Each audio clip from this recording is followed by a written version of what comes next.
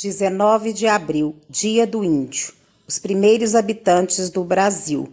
Uma breve história para vocês.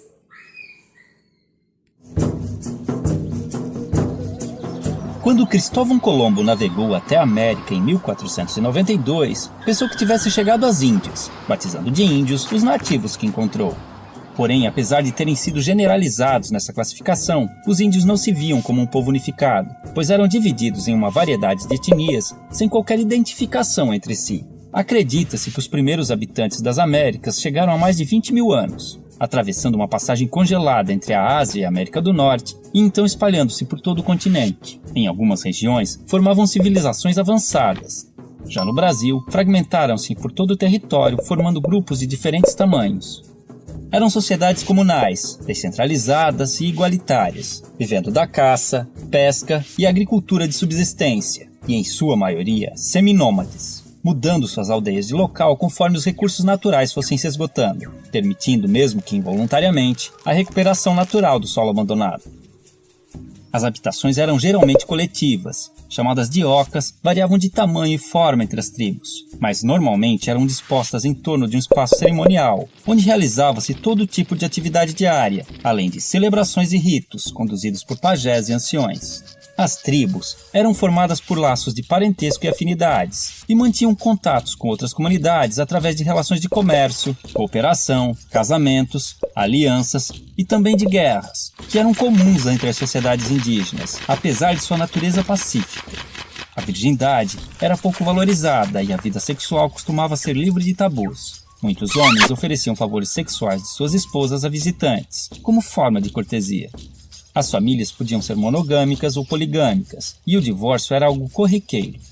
Os homens lidavam com a guerra, a caça, pesca e liderança tribal, além da construção da aldeia e o plantio, enquanto as mulheres cuidavam da colheita, do preparo de alimentos e da fabricação de utensílios e adornos. A educação das crianças era a tarefa de toda a tribo, e a autonomia era estimulada. Já os doentes e inválidos costumavam ser abandonados à própria sorte.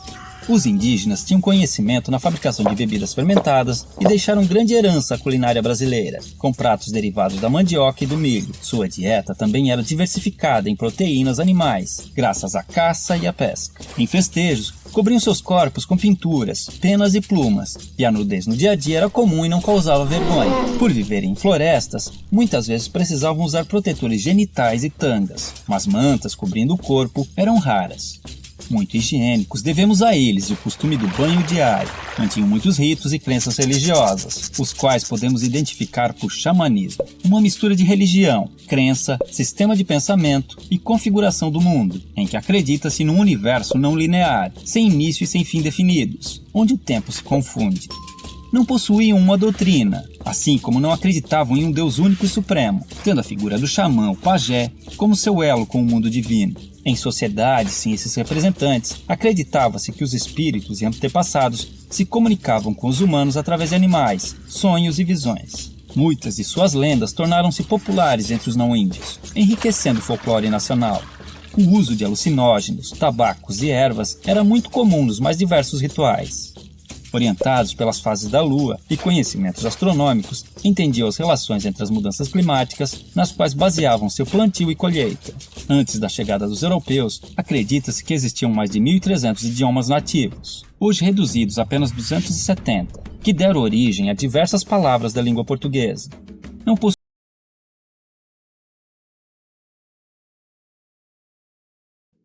Essa Índia tá meio falsificada.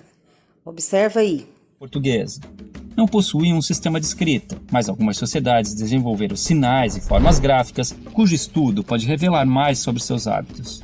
Há indícios de uma grande diversidade de produção artística, que integrava-se ao seu modo de vida e ritos cotidianos, com destaque para a dança, a cerâmica, a tecelagem, a cestaria, a pintura corporal, a arte plumária e principalmente a música. Contudo, os indígenas não possuíam a figura do artista, e todos podiam ser hábeis em diversos aspectos, pois dedicar-se exclusivamente a uma atividade, como na sociedade atual, era sinal de desequilíbrio espiritual e obsessão. Quando os portugueses chegaram em 1500, estima-se que encontraram mais de 5 milhões de indivíduos. divididos em tribos e comunidades, diferentes entre si, mas iguais aos olhos do colonizador, responsável por reduzi-los a menos de 600 mil em poucos séculos. Desconhecendo invenções ocidentais como o espelho, a roda e as armas de fogo, o choque cultural foi enorme, assim como o fascínio dos indígenas, que ainda viviam em sua pré-história. 3 armas foram fundamentais para o domínio dos colonizadores sobre os nativos. A arma de fogo, aliada nas conquistas das tribos e determinante na aceitação da superioridade portuguesa pelos índios remanescentes. A Bíblia do Jesuíta, responsável pela aculturação dos indígenas e a adequação ao moralismo cristão dos ocidentais. E uma invisível e poderosa arma biológica, inicialmente de forma involuntária, mas por vezes criminosa, o contato com os estrangeiros espalhou doenças e epidemias, às quais os nativos não possuíam imunidade, dizimando-os aos milhares e facilitando a ocupação de suas terras, como aconteceu no sul do Maranhão, onde fazendeiros deram roupas infectadas com varíola para as tribos locais. Porém, muitos indígenas auxiliaram os portugueses em expedições ao interior, em conflitos com outras tribos e ajudaram a escravizar grupos inimigos, além de fornecerem aos colonos produtos como a madeira, condimentos e substâncias medicinais. Isso tudo forçou os remanescentes a viver em condições precárias por muito tempo. Somente em 1967, com a criação da FUNAI, começaram a surgir e ganhar força associações indígenas que buscam melhorias em áreas como saúde, educação, meio ambiente, patrimônio e demarcação de terras.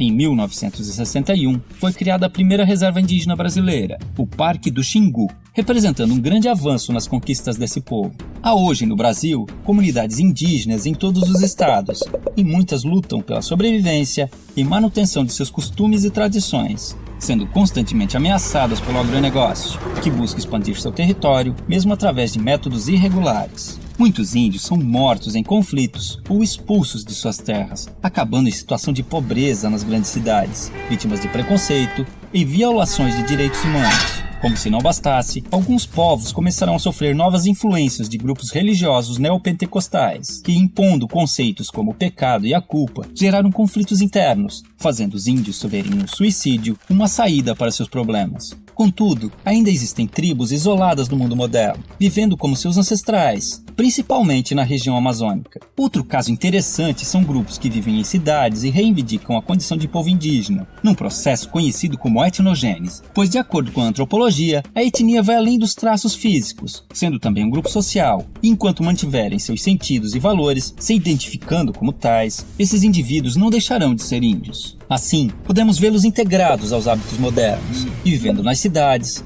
ocupando o mercado de trabalho, cadeiras nas universidades e cargos públicos, buscando também representação política e lutando por direitos como cidadãos que precisam manter sua cultura e tradições vivas, frente aos novos desafios que estão por vir.